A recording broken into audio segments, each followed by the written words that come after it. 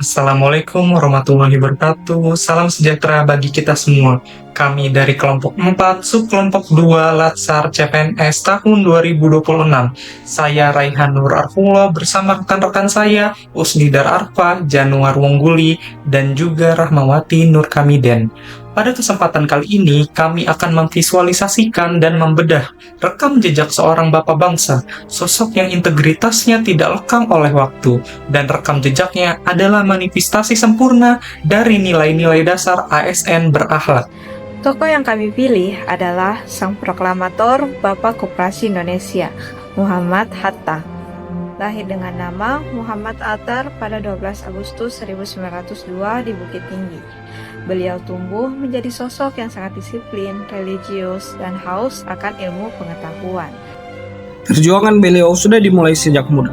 Saat menempuh pendidikan di Belanda, Bung Hatta aktif memimpin Perhimpunan Indonesia.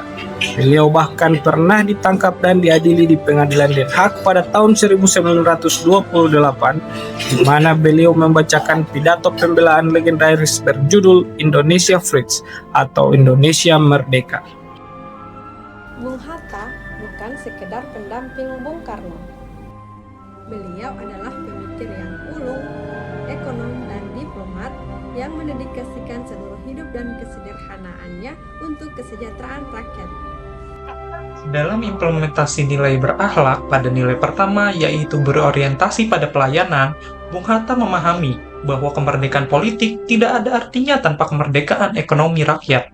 Beliau merumuskan konsep koperasi sebagai soko guru melayani kebutuhan ekonomi rakyat kecil agar mandiri, berdikari, dan terlepas dari jerat kapitalisme.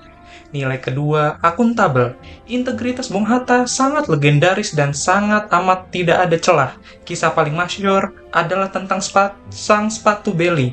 Hingga akhir hayatnya, sang mantan wakil presiden tidak pernah mampu membeli sepatu impiannya. Beliau menyimpan guntingan iklan tersebut di dalam dompetnya, namun menolak keras menggunakan fasilitas negara untuk membelinya, uang taktis apapun ataupun menerima gratifikasi dari pihak manapun demi kepentingan pribadi. Bagi Bung Hatta, uang negara adalah amanah mutlak rakyat. Nilai ketiga adalah kompeten. Bung Hatta adalah sosok pembelajar sepanjang hayat. Kompetensi intelektualnya sangat luar biasa. Bahkan saat dibuang ke kamp pengasingan Bovendigol, beliau membawa belasan peti berisi buku-buku.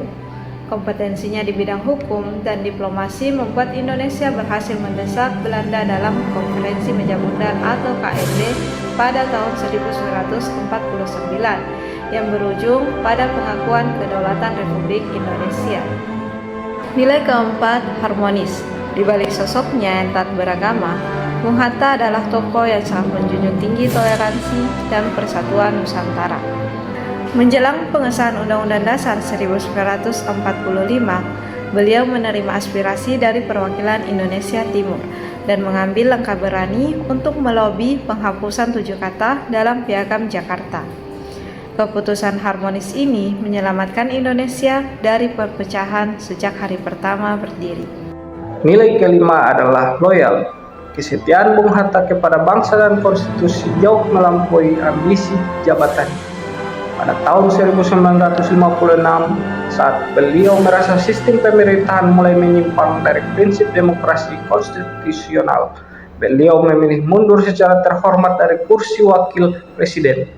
Meski mundur, beliau tetap loyal, tidak pernah memberontak atau menjelekkan pemerintahan di mata dunia, dan tetap memberikan sumbangsi pemikiran bagi negara. Yang ketujuh adalah nilai kolaboratif. Kita semua mengenal epik Duit Tunggal Soekarno-Hatta, dua bapak bangsa dengan karakter yang sangat bertolak belakang. Soekarno adalah orang yang membakar semangat massa, sementara Hatta adalah seorang yang pemikir, perancang regulasi, dan administrator yang sistematik. Meski sering beda pendapat, Bung Hatta menekan egonya dan mampu berkolaborasi secara sempurna dengan Bung Karno untuk memproklamasikan dan mempertahankan kemerdekaan. Beliau membuktikan bahwa sinergi dari perbedaan karakter akan menghasilkan kekuatan sinergi yang luar biasa. Melihat besarnya keteladanan Bung Hatta, kita tentu harus merefleksikannya dalam tugas keseharian kita. Bagi saya, akuntabilitas dan integritas Bung Hatta menampar keras kita sebagai ASN di KPU yang bertugas mengawal proses demokrasi dan tahapan pemilu. Kepercayaan publik adalah nyawa dari institusi kita.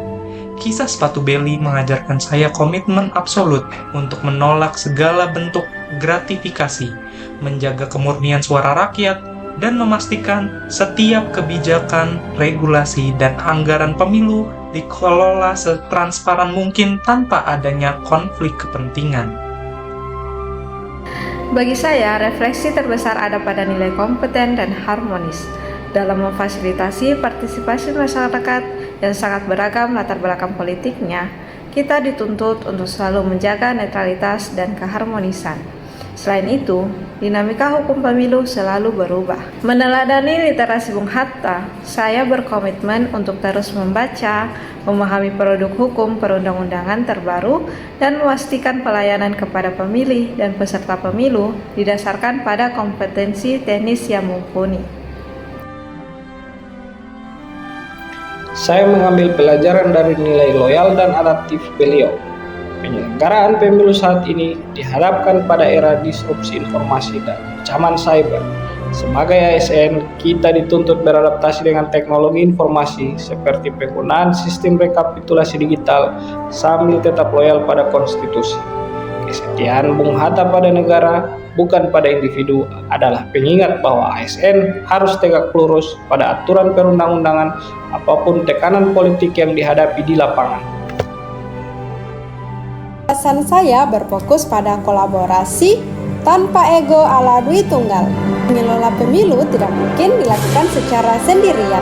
Dibutuhkan kerjasama yang solid, baik di internal kesekretariatan maupun kolaborasi eksternal dengan Bawaslu, aparat keamanan, dan masyarakat luas.